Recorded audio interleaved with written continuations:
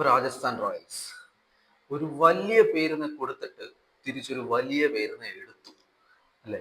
അവരുടെ ആദ്യത്തെ കളി വരുന്നത് CSK ആയിട്ടാണ്. അപ്പൊ പ്യുവർ രാജസ്ഥാൻ റോയൽ ഫാൻസ് അവര് ആ CSK ആയിട്ടുള്ള മാച്ച് എങ്ങനെങ്കിലും ജയിച്ചേ പറ്റൂ എന്നുള്ള ഇതിലാണ് നിൽക്കുന്നത്. കാര്യം എന്താന്ന് വെച്ച് കഴിഞ്ഞാൽ ഒരു ഇന്ത്യൻ ക്യാപ്റ്റനെ സെലക്ട് ചെയ്യുമ്പോഴത്തേക്ക് ഏതൊരു IPL ടീമിനും കിട്ടുന്ന ഒരു അഡ്വാൻറ്റേജ് എന്താ വെച്ചാൽ അവരുടെ 4 ഫോറിൻ പ്ലേയേഴ്സിനെ അവർക്ക് മിക്സ് ചെയ്യാൻ പറ്റും. ഇപ്പം സൺറൈസേഴ്സ് ഹൈദരാബാദിന് എടുക്കുമ്പോഴത്തേക്ക് പാറ്റ് കമ്മിൻസിനെ അവര് കളിപ്പിച്ചാൽ പറ്റും. Is A captain. അപ്പം പാറ്റ് കമ്മിൻസ് കഴിഞ്ഞിട്ട് ബാക്കി 3 ആര് എന്നുള്ളതാണ് അവർക്ക് ചിന്തിക്കാൻ പറ്റുന്നത്. പിന്നെ അവരുടെ ഫാസ്റ്റ് ബോളിംഗ് ഡിപ്പാർട്ട്മെന്റ് എന്ന് പറയുമ്പോഴത്തേക്ക് അവർ ഒരുപാട് പിന്നെ പ്രത്യേകിച്ചും ഫോറിൻ ഫാസ്റ്റ് ബോളേഴ്സിനെ ഇൻക്ലൂഡ് ചെയ്തിട്ടുണ്ട്. ഇപ്പം ജോഫ്ര ആർച്ചർ, പിന്നെ ക്വെന മഫാക്ക, പിന്നെ ആൻഡ്രേ ഡർഗർ ഇങ്ങനെയുള്ള കുറെ പ്രോമിനന്റ് ആയിട്ടുള്ള കുറച്ച് പിന്നെ പ്രോമിസിങ് ആയിട്ടുള്ള കുറച്ച് ഫാസ്റ്റ് ബോളേഴ്സ് ഇൻക്ലൂഡ് ചെയ്തിട്ടുണ്ട്. അവർ സ്ട്രെങ്ത് എന്ന് പറയുമ്പോഴത്തേക്ക് അവരുടെ ടോപ്പ് 5 തന്നെയാണ്. ഏറ്റവും വലിയ സ്ട്രെങ്ത് എന്ന് പറയുന്നത് അവരുടെ ടോപ്പ് 5 തന്നെയാണ്.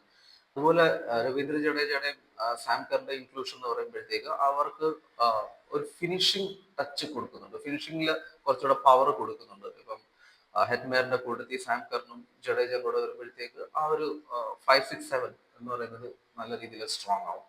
പിന്നെ കഴിഞ്ഞ തവണ അപേക്ഷിച്ച് നോക്കുമ്പോഴത്തേക്ക് അവർക്കുള്ളൊരു പ്രശ്നം ഇപ്പം പിന്നെ യുസ്വേന്ദ്ര ചഹലും രവിചന്ദ്രൻ അശ്വിനും വിട്ടുപോയപ്പം അവരുടെ ഒരു പ്രശ്നം എന്താണെന്ന് വെച്ച് കഴിഞ്ഞാൽ ഒരു സ്പിൻ ഡുവോ ഇല്ലായിരുന്നു. ഒരു പ്രത്യേകിച്ച് ഒരു ഇന്ത്യൻ സ്പിൻ ഡുവോ ഇല്ലായിരുന്നു.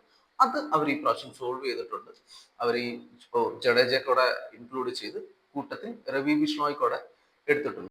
അവരുടെ വീക്ക്നെസ് എന്ന് പറയുമ്പോഴത്തേക്ക് അവരുടെ ടോപ്പ് നമ്മൾ സ്ട്രെങ്ത് ആയിട്ട് പറഞ്ഞു. അവരുടെ ടോപ്പ് ഓർഡർ എന്ന് പറയുമ്പോഴത്തേക്ക് ആണ് അവരുടെ സ്ട്രെങ്ത്. അതുപോലെ തന്നെ ഈ ടോപ്പ് ഓർഡർ കളിച്ചാലേ അവർക്ക് ഈ ടൂർണമെന്റിലെ പ്രോഗ്രസ് എന്തെങ്കിലും ഉണ്ടാവും. അപ്പം അത് ഒരു ആഡഡ് പ്രഷറാണ് അവരുടെ ടോപ്പ് ഓർഡറിൽ. അപ്പൊ അതൊരു വീക്ക്നെസ് ആയിട്ട് വേണമെങ്കിൽ നമുക്ക് പറയാൻ, ഒരു ത്രെറ്റ് ആയിട്ട് പറയാൻ പറ്റും. പിന്നെ ധ്രുവജിറയില് ഞാൻ നമ്പർ 4 ഇടാൻ കാര്യം എന്താണെന്ന് വെച്ച് കഴിഞ്ഞാൽ പുള്ളി സ്പിന്നിനെ നല്ല രീതിയിൽ കളിക്കും. പിന്നെ ഒരു ബിസി പ്ലെയർ ആണ്. എപ്പോഴും സ്കോർ ബോർഡ് ഇങ്ങനെ മൂവ് ചെയ്തുകൊണ്ടിരിക്കുന്ന ഒരു പ്ലെയർ ആണ്.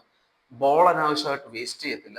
അപ്പം രവീന്ദ്ര ജഡേജയെ കുറിച്ച് ചിലപ്പം പല പ്രോബബിൾസ് നിങ്ങൾ 4ലും 5ലും ഒക്കെ അങ്ങനെ ഒരു ഇത് കാണും. പക്ഷെ രവീന്ദ്ര ജഡേജ CSKക്ക് വേണ്ടി നോക്കിയാൽ നിങ്ങൾ എടുത്ത് നോക്കി കഴിഞ്ഞാൽ അറിയാൻ പറ്റും 6, 7, 8 ഈ ഒരു പൊസിഷൻസിൽ വരുമ്പോഴാണ് പുള്ളി ഏറ്റവും കൂടുതൽ നല്ല പെർഫോമൻസസ് കാഴ്ചവെച്ചിട്ടുള്ളത്.